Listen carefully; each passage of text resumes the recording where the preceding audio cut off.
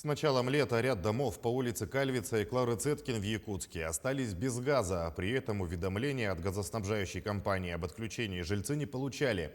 Многие жители приобрели электрические и портативные газовые плитки, чтобы хоть где-то готовить еду. У многих маленькие дети, родителям приходится отпрашиваться на работе, чтобы приехать и приготовить детям обед.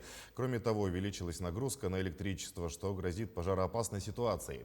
Представители газоснабжающей компании отказались давать нам комментарии на камеру, лишь отписались о том, что в домах с истекшим сроком эксплуатации должны проводить техническую диагностику газового оборудования, которая, по словам жильцов, стоит порядка 60 тысяч рублей. Они приехали 1 числа, повырезали задвижки у нас в подъезде. Вот, в первом подъезде вырезали задвижку, поставили заглушку и все, справились. К ним обратились, нам не предоставили никаких либо документов. С нами так общаются только по телефону. И чтобы встретиться, переговорить, с нами никто не выходит на контакт.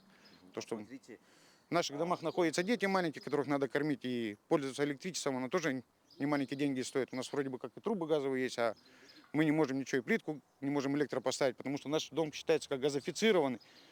И мы потребовали от Сахатранснефтегаза расторгнуть с ними договор, чтобы перейти на электроплиты всем. Будет выгодно всем и лучше, чтобы не было таких заморочек. На что нам они отказали, сказали, мы с вами не можем расторгнуть договор и не можем вам газ пустить, пока вы не сделаете независимую экспертизу.